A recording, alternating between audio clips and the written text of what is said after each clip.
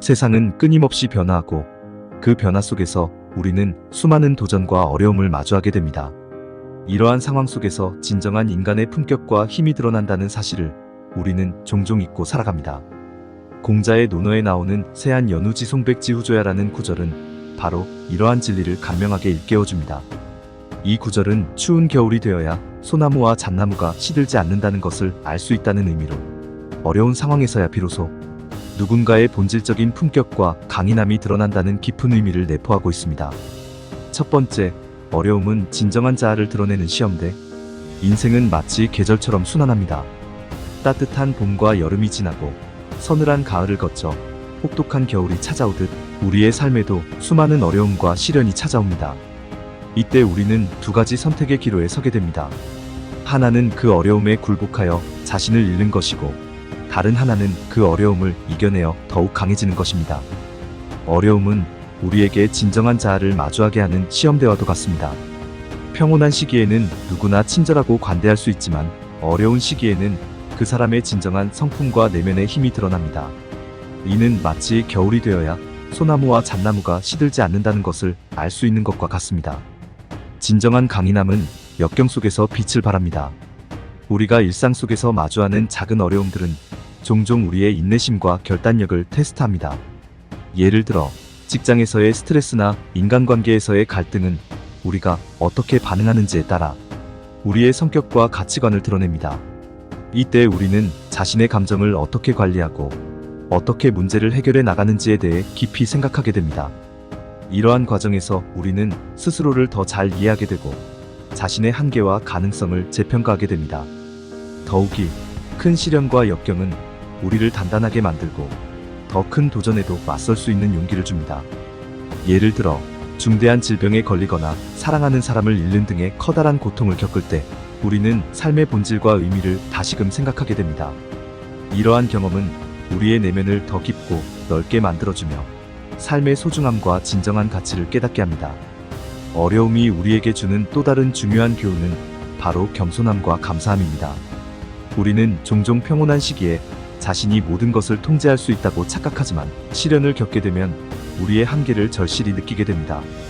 이때 우리는 자신이 얼마나 연약한 존재인지 깨닫게 되고 주변 사람들의 도움과 지지를 더 소중히 여기게 됩니다.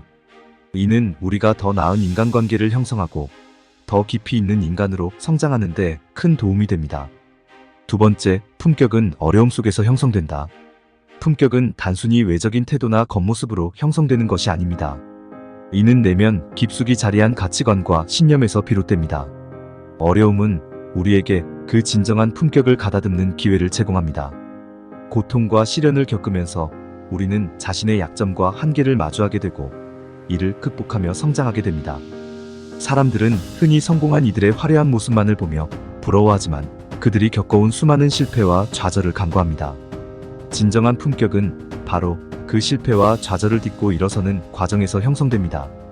어려운 상황 속에서도 자신의 신념을 지키고 타인에게 배려와 존중을 베푸는 사람만이 진정한 품격을 갖춘 사람이라 할 수 있습니다. 품격은 또한 우리가 어떻게 다른 사람들과 상호작용하는지에 달려 있습니다. 예를 들어 우리가 힘들고 지칠 때에도 타인에게 친절을 베풀고 그들의 어려움을 이해하며 공감하는 태도를 유지할 수 있는지 여부가 중요합니다. 이는 단순히 외적인 예의나 매너를 넘어선 진정한 인간관계의 본질을 반영하는 것입니다. 어려움 속에서도 타인을 배려하고 존중하는 사람은 그 자체로 높은 품격을 가진 사람이라 할 수 있습니다.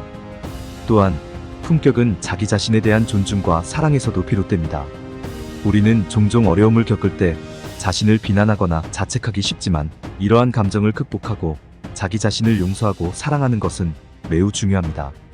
이는 우리가 더 나은 사람이 되기 위한 필수적인 과정이며 진정한 내면의 강함을 키우는 데 큰 도움이 됩니다. 마지막으로 진정한 품격은 우리가 어떻게 어려움을 극복하고 그 경험을 통해 어떤 교훈을 얻는지에 따라 결정됩니다.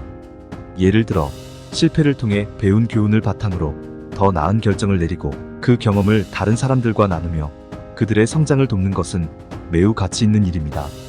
이는 우리가 단순히 개인적인 성공을 넘어 더 큰 공동체의 일원으로서의 역할을 다하는데 큰 도움이 됩니다.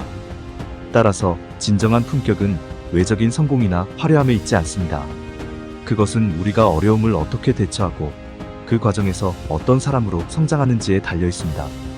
이는 우리의 내면 깊숙한 곳에서 비롯된 가치관과 신념, 그리고 타인에 대한 배려와 존중에서 비롯됩니다.